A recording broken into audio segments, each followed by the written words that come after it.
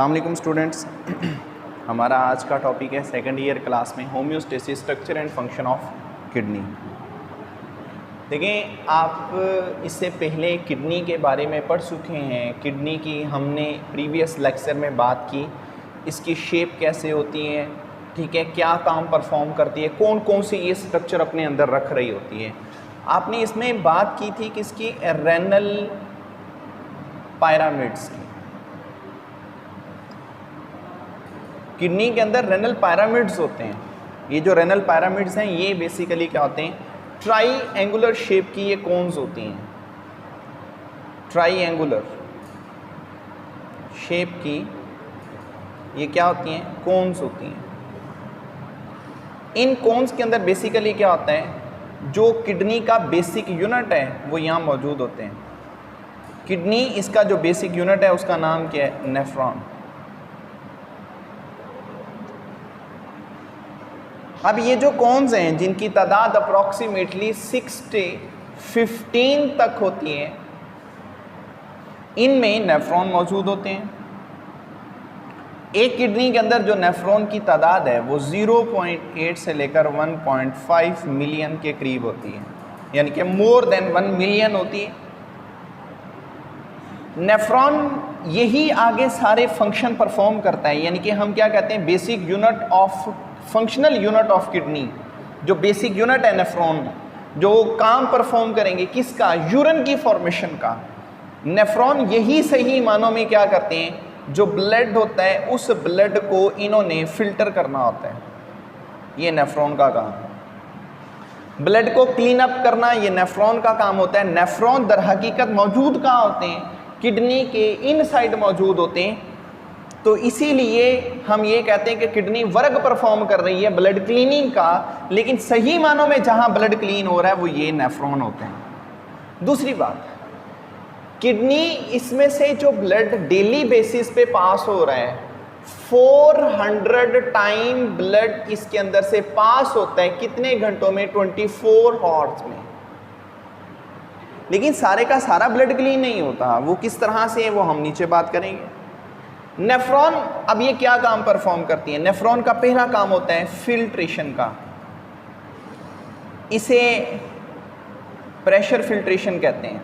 कैसे, असल में जब ब्लड नेफ्रॉन में से क्रॉस करते हैं उस दौरान उसका जो प्रेशर होता है, ब्लड जब नेफ्रॉन में, यानी कि जो नेफ्रॉन के अंदर कैपिलरीज लगी हुई हैं जिन्हें ग्लोमेरुलस का नाम देते हैं, जब ब्लड उसमें से पास करता है तब उसका प्रेशर होता है 70 mmHg।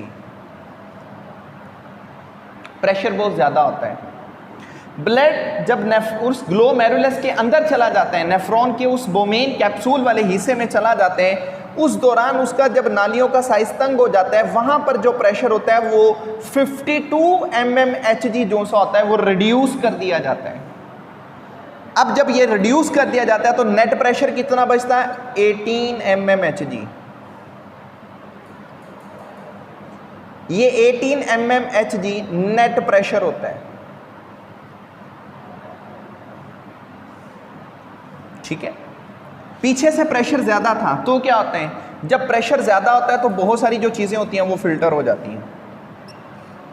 अब जब ब्लड में से बहुत सारी चीजें निकल जाती हैं, ब्लड जिन चीज़ों को निकालता है, जिन चीज़ों को फिल्टर करता है, उसमें क्या होते हैं, ions, salt, water, glucose particle, ये चीज़ें मौजूद होती हैं। वो चीज़ें जो ब्लड में से नहीं निकल पाती वो कौन सी हैं, जो चीज़ें फिल्टर नहीं होती, नॉन फिल्टर एबल जो थिंग्स होती हैं।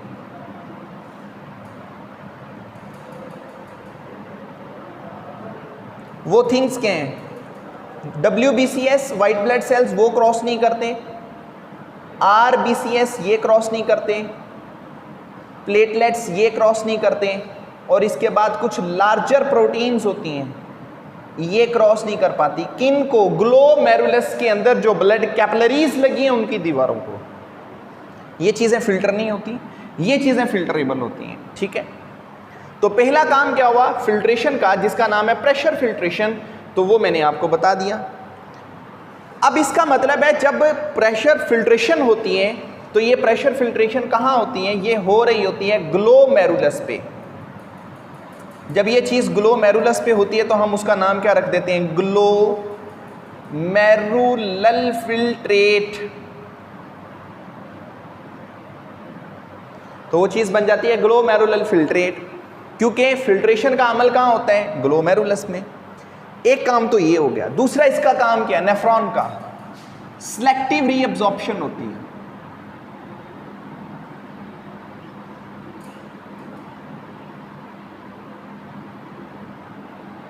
सिलेक्टिव रीअब्जॉर्प्शन का मतलब ये है, अब जो वेस्ट बन चुका है, जो वेस्ट मटेरियल है, वो मटेरियल जो बेसिकली तौर पर बोमेन कैप्सूल में आ चुका है, इस बोमेन कैप्सूल के अंदर जो वेस्ट ट्रेवल कर रहा है, इसके अंदर जो असेंशियल चीजें होती हैं उन्हें दोबारा रीअब्जॉर्ब कर लेते हैं। असेंशियल थिंग्स, इन्हें दोबारा खींच लिया जाता है। वो जो असेंशियल मटेरियल होता है, जब हम उसे दोबारा खींच लेते हैं नेफ्रॉन, उनमें जो चीज़ें मौजूद होती हैं वो फिर यही चीज़ें होती हैं। कुछ आइंस होते हैं, कुछ उनमें साल्ट होते हैं, या फिर जो सबसे ज़्यादा चीज़ होती है वो क्या, वाटर। इन्हें दोबारा एब्जॉर्ब कर लिया जाता है ज़रूरत के मुताबिक। हम इस चीज़ को सिलेक्टिव रीअब्जॉर्प्शन कहते हैं। अगली जो चीज़ है वो है सिक्रीशन। नेफ्रॉन के अंदर सिक्रीशन का अमल होता है किस मकसद के लिए? देखिए, जो हमारा ब्लड है, इस ब्लड की खुद की एक स्पेसिफिक पीएच वैल्यू होती है। ब्लड इसकी जो पीएच वैल्यू है वो कितनी है, 7.35 टू 7.45। जब ब्लड को फिल्टर किया जाता है तो फिल्ट्रेशन के दौरान इसमें से आयंस भी निकल जाते हैं, वाटर भी निकल जाता है। जब ये चीज़ें निकलती हैं, आप पीएच किसे कहते हो? आप कहते हो H positive ion concentration, OH negative ion की कंसंट्रेशन जो सी है वो पीएच कहलाती है। तो ब्लड में से जब आयंस निकलते हैं, पानी निकलता है, तो ब्लड की पीएच में फ़र्क आ जाता है। तो फिर उस फ़र्क को ख़त्म करने के लिए, उस डिफरेंस को ख़त्म करने के लिए क्या किया जाता है, कुछ मटेरियल को दोबारा से फिर ब्लड के अंदर ऐड किया जाता है। किस मकसद के लिए? To maintain the blood normal pH. आखिरी जो प्रोसीजर होते हैं उसे हम एक्सक्रीशन कहते हैं। एक्सक्रीशन क्या है? To eliminate waste material. अब लास्ट पे जो मटेरियल बचता है, जिसे हम वेस्ट मटेरियल का नाम दे रहे हैं, उसको बाहर निकाला जाता है। कहां से? पैपिलरी डक्ट से। जब उन्हें पैपिलरी डक्ट से बाहर निकालते हैं, अब उस वेस्ट का नाम क्या रख दिया जाता है? यूरिन। इस यूरिन को बाहर निकाल देते हैं। इस यूरिन की एक कंपोजिशन भी होती है। इसमें क्या होता है? वाटर होता है, सोडियम आइंस होते हैं, पोटाशियम आइंस होते हैं, क्लोरीन आइंस होते हैं, और कुछ वेरिएबल पार्टिकल्स होते हैं। ये चीज़ें यूरिन में मौजूद होती हैं। ठीक है, अब नेफ्रॉन की डायग्राम बनाते हैं, उनके फंक्शंस को, और आगे उसके स्ट्रक्चर को इलैबोरेट कर लेते हैं। ये एक प्यालानुमा शक्ल होती है, इसे बोमेन कैप्सूल कहते हैं। इसके अंदर ये कर्व बने होते हैं। ये जो कर्व होते हैं, इन कर्व को कन्व्यूलेटेड ट्यूब के नाम से जाना जाता है, प्रॉक्सिमल कन्व्यूलेटर ट्यूब। यहां पर आने के बाद इस नाली का साइज तंग हो जाता है।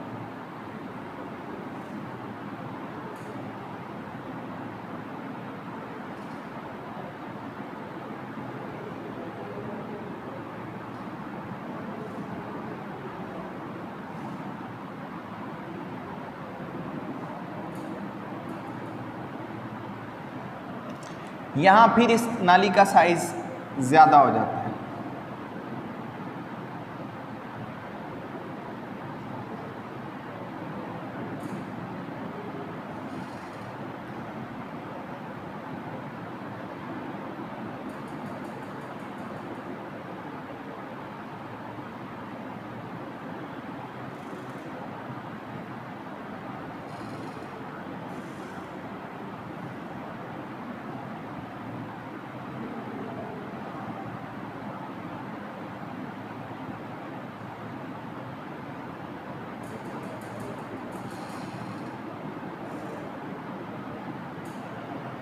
ये इस तरह की इसकी एक स्ट्रक्चर होती है। यहाँ पर अंदर वाली स्ट्रक्चर में वॉल ऑफ कैपिलरीज होती हैं।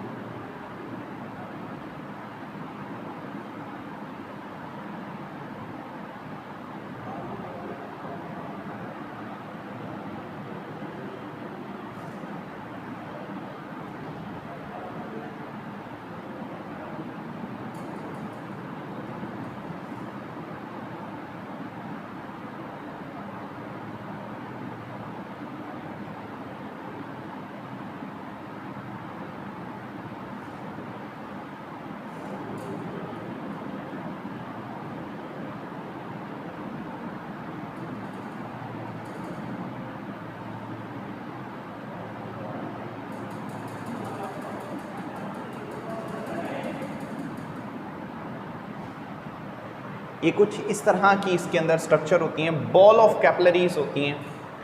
तो यहाँ से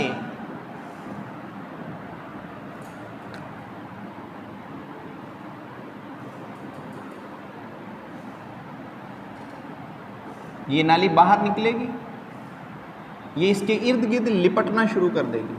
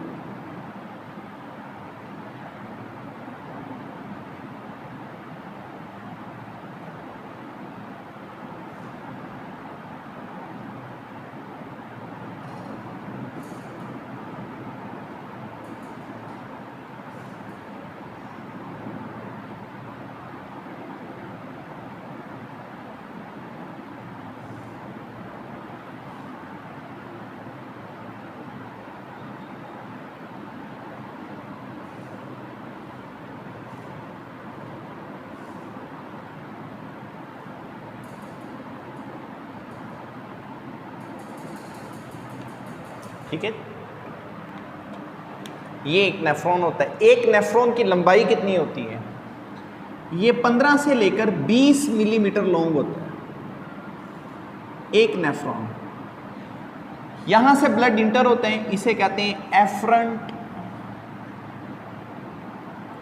आर्ट्रियोल्स, जो ब्लड को अंदर लेके जाती हैं।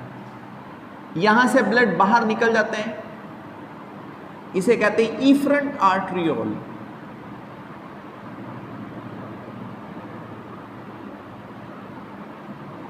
ये ब्लड लीव कर जाते हैं यहां से। अंदर ये वाला जो गुच्छा होता है इसे कहते हैं ग्लोमेरुलस।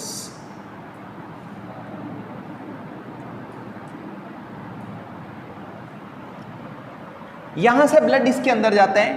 अगर फर्ज कर लें ब्लड जा रहा है 5 हिस्से, यानी कि जो ब्लड प्लाज्मा है उसके आप 5 हिस्से कर लें ब्लड प्लाज्मा के, तो जितना ब्लड इसमें जा रहा है उसके 5 हिस्से हैं, लेकिन जो फिल्टर हो रहा है वो सिर्फ कितना हो रहा है? 1/5 हिस्सा इसका फिल्टर होता है। 4/5 हिस्सा इसका फिल्टर नहीं होता, वो वैसे ही रहता है। ठीक है, अब ब्लड जो सा होता है वो इस कैपिलरी में आ जाता है, इसे कहते हैं पेरीट्यूबुलर कैपिलरी। पेरीट्यूबुलर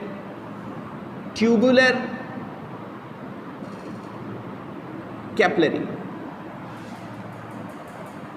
ये इसकी पहली बलदार नाली होती है, इसे कहते हैं प्रॉक्सिमल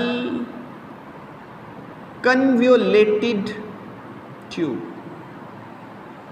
ये इसकी दूसरी नाली होती है बलदार, इसे कहते हैं डिस्टल कन्वोलेटेड ट्यूब। यहां से मटेरियल को नीचे लेके आ जाता है इस नाली में, इस नाली को कहते हैं डिसेंडिंग ट्यूब।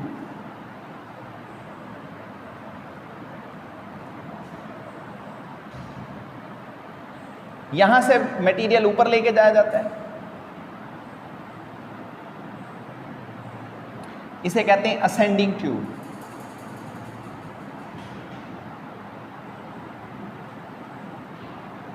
डिसेंडिंग और इसेंडिंग दोनों मिलके क्या बनाती हैं, लूप ऑफ हेनले।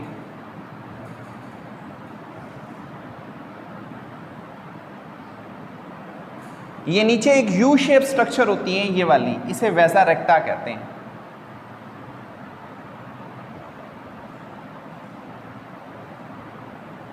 वैसा रेक्टा, यहां पर वेसल्स बिल्कुल सीधी हो जाती हैं। वैसा का मानी होता है वेसल्स, रेक्टा कहते हैं स्ट्रेट को। यहां पर जो नालियां होती हैं वो बिल्कुल सीधी हो जाती हैं, इसलिए हम उसे वैसा रेक्टा कहते हैं। अब इसके बाद ये वाली जो ट्यूब्स होती हैं इन्हें कहते हैं collecting ducts.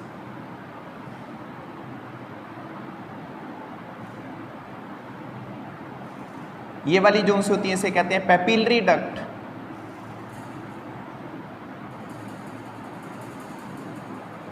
Papillary duct open हो जाती है माइनर कैलेक्स में। माइनर कैलेक्स ओपन हो जाता है मेजर कैलेक्स में। मेजर कैलेक्स ओपन हो जाता है रेनल पेल्विस में। रेनल पेल्विस ओपन होना शुरू हो जाती हैं यूरिटर्स में।